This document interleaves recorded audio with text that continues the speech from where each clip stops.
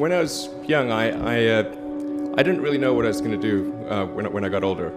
People kept asking me, but then eventually I thought that the idea of inventing things would be really cool. And the reason I thought that was because I read a quote from Arthur C. Clarke, which said that a sufficiently advanced technology is indistinguishable from magic, and that's really true. If you go back, say 300 years, the things that we take for granted today you'd be burned at the stake for. Being able to fly, being able to see over long distances, being able to communicate, and having access to all the world's information instantly from almost anywhere on the earth.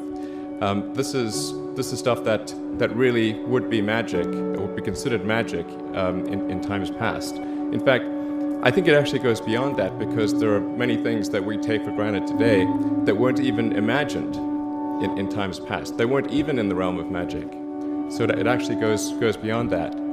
So I thought, well, if I can do some of those things, basically if I can advance technology, then that's like magic, and that would be really cool. And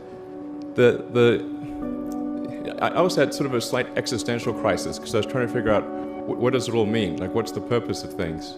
And I came to the conclusion that if we can advance the knowledge of the world, if we can do things that expand the scope and scale of consciousness, then we're better able to ask the right questions and become more enlightened, and that's really the only way forward.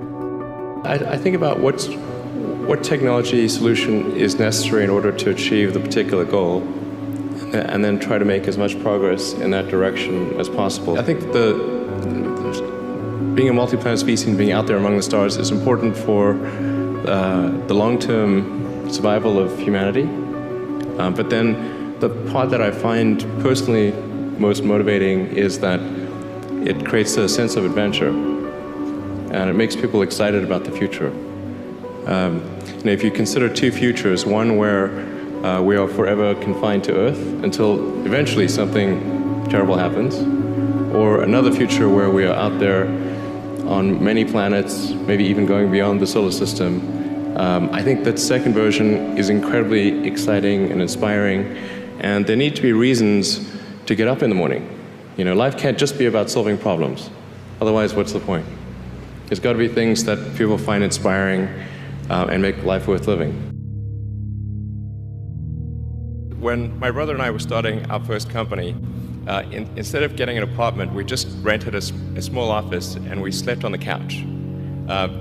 And we showered at the YMCA, and we're so hot up we had one computer, so the website was up during the day, and I was coding at night, 7 days a week, all the time. And I sort of briefly had a girlfriend in that period, and in order to be with me, she had to sleep in the office. So work hard, like every waking hour. That's the thing I would say, particularly if you're starting a company. A natural human tendency is wishful thinking. So a challenge for entrepreneurs is to say, well, what's the difference between really believing in your ideals and sticking to them versus pursuing some unrealistic dream that doesn't actually have merit? And that is a really difficult thing to tell you. Can you tell the difference between those two things? Right. So you need to be sort of very rigorous in your self-analysis. I think certainly extremely tenacious, and then just work like hell. You just have to put in 80 to 100-hour weeks every week. All those things improve the odds of success. Or how do you think about making a decision when everyone tells you this is a crazy idea? Or where do you get the internal strength to do that? Well, first of all, I'd say I actually think I feel fear quite strongly.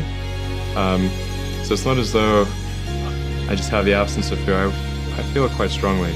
But there are just times when something is important enough, you believe in it enough, that you do it in spite of fear.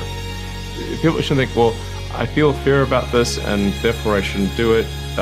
It's normal to feel fear. So you just feel it and let the importance of it drive you to do it anyway? If you just accept the probabilities, then That diminishes fear. Drive overrides fear. It's about believing in the future and thinking that the future will be better than the past. And I can't think of anything more exciting than going out there and being among the stars.